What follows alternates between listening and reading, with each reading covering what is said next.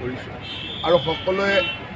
বীৰ মহাবীৰ চিলাৰায়ৰ আদৰ্শৰে যাতে উদ্বুদ্ধ হৈ স্বজাতিৰ কাৰণে স্বধৰ্মৰ কাৰণে সদায় কাম কৰি যাব পাৰোঁ সেই দিশেৰে আমি আজি সংকল্প লৈছোঁ আৰু মই এই চেগতে ইয়াত উপস্থিত প্ৰতিগৰাকী অসমীয়াকে মই ধন্যবাদ জ্ঞাপন কৰিছোঁ। আজি গোটেই অসমতে বিভিন্ন অঞ্চলত বিশ্ব মহাবীৰ চিলাৰায়ক এনেদৰে শ্ৰদ্ধাঞ্জলি জনোৱা হৈছে আৰু এই অনুষ্ঠানতো মাননীয় মুখ্যমন্ত্ৰী মহোদয়ে বিশেষ ৰাজনৈতিক ব্যস্ততাৰ কাৰণে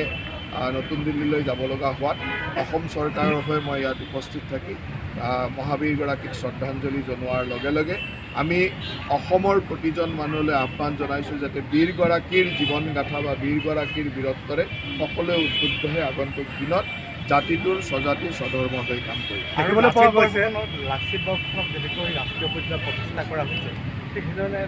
বীৰ চিলাৰায়ক প্ৰতিষ্ঠা কৰাৰ কাৰণে কিবা